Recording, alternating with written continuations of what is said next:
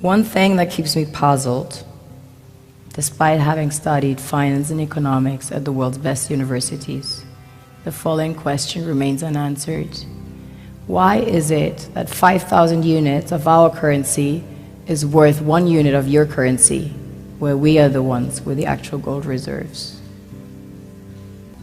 It's quite evident that the aid is in fact not coming from the West to Africa, but from Africa to the Western world. The Western world depends on Africa in every possible way, since alternative resources are scarce out here. So how does the West ensure that the free aid keeps coming? By systematically destabilizing the wealthiest African nations and their systems, and all that backed by huge PR campaigns, leaving the entire world under the impression that Africa is poor and dying and merely surviving on the mercy of the West. Well done, Oxfam, UNICEF, Red Cross, Life Aid, and all the other organizations that continuously run multi-million-dollar advertisement campaigns depicting charity porn to sustain that image of Africa globally.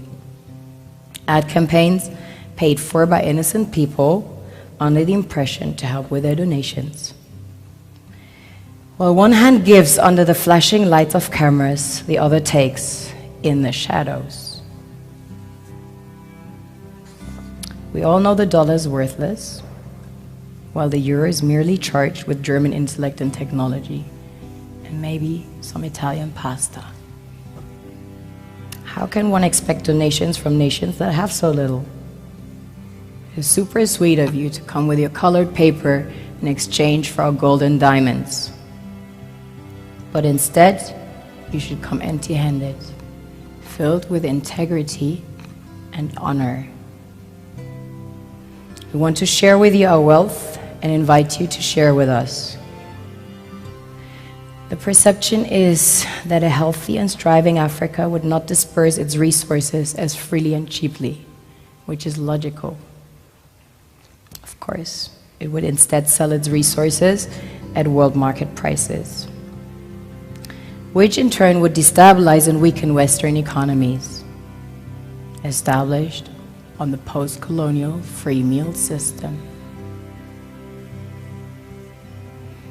Last year, the IMF reports that 6 out of 10 of the world's fastest growing economies are in Africa, measured by their GDP growth. The French Treasury, for example, is receiving about $500 billion year in, year out. Foreign exchange reserves from African countries based on colonial debt they forced them to pay. Former French President Jacques Chirac stated in an interview recently that we have to be honest and acknowledge that a big part of the money in our banks comes precisely from the exploitation of the African continent. In 2008, he stated that without Africa, France will slide down in the rank of a third world power. This is what happens in the human world, the world we have created. Have you ever wondered how things work in nature? One would assume that in evolution the fittest survives. However, in nature, any species that is overhunting, overexploiting the resources they depend on as nourishment, natural selection would sooner or later take the predator out because it offsets the balance.